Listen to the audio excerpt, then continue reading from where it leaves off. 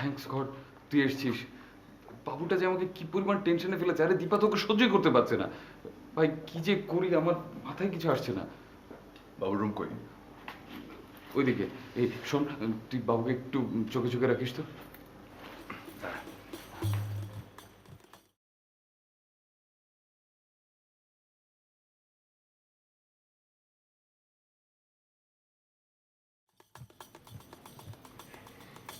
জানতাম তুই আসবি।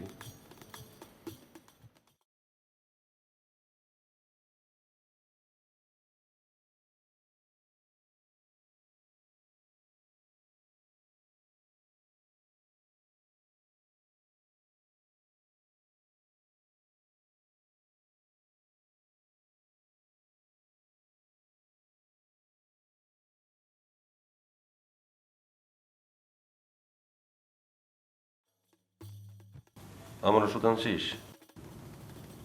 কি ওষুধ? তোকে না বললাম একটা বোতল নিয়ে আসতে? বলেছিলি নাকি? সকালে না বললাম লেখায় জোশ আসবে। অসুবিধা নেই, তোর ওষুধ পরে আনিয়ে দিচ্ছি। ফোন করলে হোম সার্ভিস দিয়ে যাবে। দাঁড়া আমি একটু ফ্রেশ হয়েছি। শাহবাগ থেকে সস্তা ওষুধ আনিস না, লেখাও কিন্তু সস্তা হয়ে যাবে। গুলশান থেকে দামি ওষুধ আনবি।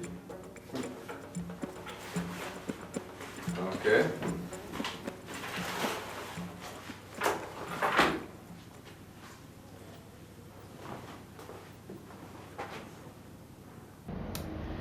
আমি আসলে ভাবতেই পারিনি যে মানুষটা হঠাৎ করে এইভাবে রিয়াক্ট করে ফেলবে।